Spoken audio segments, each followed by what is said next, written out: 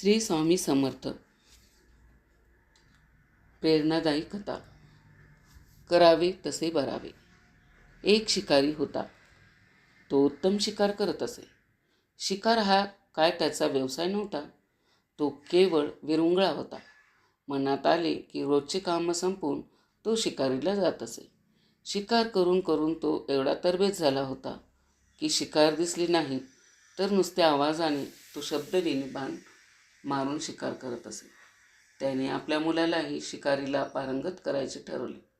शिकारीला जाताना तो मुलालाही सोबत नेऊ लागला. मुलाला आपल्या वडिलांचा फार हेवा वाटे. आपल्यालाही मोठे होऊन असे शिकार करता यावी असे त्याला वाटू लागले.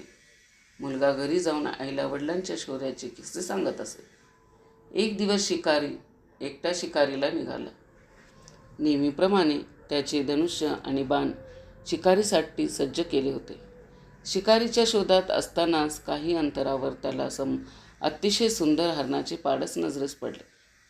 दुसरी कोणी त्या पाडसाला पाहिले असते तर त्याचा मारण्याचा विचार दूरच, परंतु ते दृष्टीआड होऊ नये असे कोणालाही वाटले असते.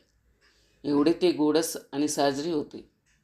परंतु शिकारीच्या डोक्यात केवळ शिकारीचे विचार असल्याने त्याच्या डोळ्यासमोर केवळ शिकारच होती. पाडस तिथून पळ काढणार तेवढ्यात शिकाऱ्याने बाण सोडला आणि बाणाने पाडस घायाळ झाले. अचूक निशाणा साधल्यामुळे आनंदात शिकाऱ्याला स्वतःचेच कौतुक वाटले.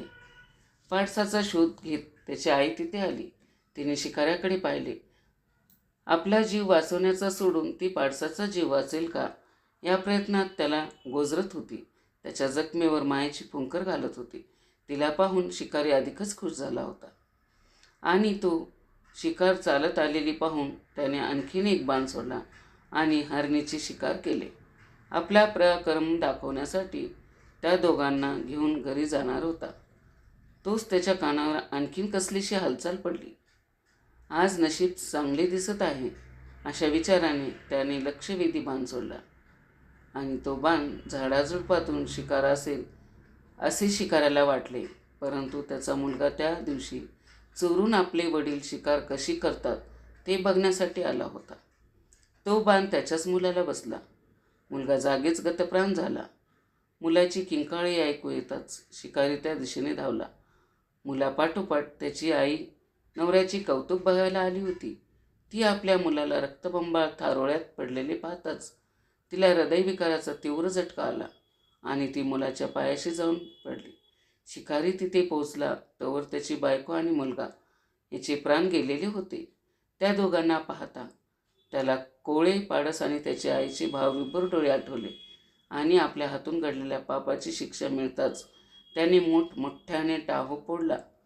परंतु त्या रडण्याला आता काहीच अर्थ नव्हता. म्हणून शक्य तेवढे सत्कर्म करत राहिले पाहिजे. चांगले फळ मिळते.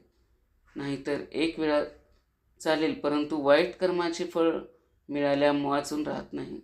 यासाठी मराठीत म्हण आहे, करावे तसे भरावे. कसा वाटला माझा व्हिडिओ कमेंट करून नक्की सांगा. माझा व्हिडिओ शेवटपर्यंत ऐकलात त्याबद्दल आपल्या सर्वांचे मनापासून आभार.